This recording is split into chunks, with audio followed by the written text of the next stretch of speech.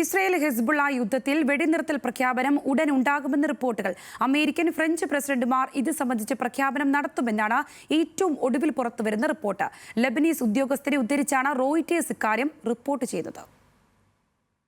American president Joe ബൈഡനും French president Emmanuel മാക്രോണും വെടിനിർത്തൽ പ്രഖ്യാപനം നടത്തുമെന്നാണ് പുറത്തുവരുന്ന റിപ്പോർട്ടുകൾ. ലെബനനിൽ വെടിനിർത്തൽ നടപ്പാക്കുന്നതുമായി ബന്ധപ്പെട്ട് ഇരു രാജ്യങ്ങളും തമ്മിൽ ധാരണയായെന്നാണ് ലെബനീസ് ഉദ്യോഗസ്ഥരെ ഉദ്ധരിച്ചുകൊണ്ട് റോയിറ്റേഴ്സ് റിപ്പോർട്ട് ചെയ്യുന്നത്.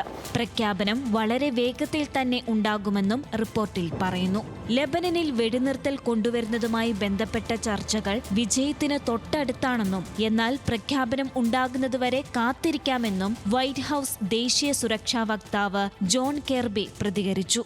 അതേസമയം ലെബനനിലെ വെടിനിർത്തൽ ചർച്ചകൾ ഇതിനകം പുരോഗതി കൈവരിച്ചിട്ടുണ്ടെന്ന് ഫ്രാൻസും വ്യക്തമാക്കി. വെടിനിർത്തലുമായി ബന്ധപ്പെട്ട കരാർ ഇന്ന് ഇസ്രായേൽ ക്യാബിനറ്റ് ചർച്ച ചെയ്യുമെന്നും കരാറിന് അംഗീകാരം നൽകുമെന്നും റിപ്പോർട്ടുകൾ പുറത്തുവന്നിരുന്നു. എന്നാൽ ഈ റിപ്പോർട്ടുകളോട് പ്രതികരിക്കാൻ ഇസ്രായേൽ പ്രധാനമന്ത്രി ബെഞ്ചമിൻ നെതന്യാഹു തയ്യാറായിട്ടില്ല. ഇരു രാജ്യങ്ങളും തമ്മിലുള്ള നയതന്ത്ര ചർച്ചകൾ പുരോഗമിക്കുമ്പോഴും കഴിഞ്ഞ ദിവസങ്ങളിൽ ഇരുപക്ഷവും ആക്രമണം ശക്തമാക്കിയിരുന്നു. International desk, news Malayalam.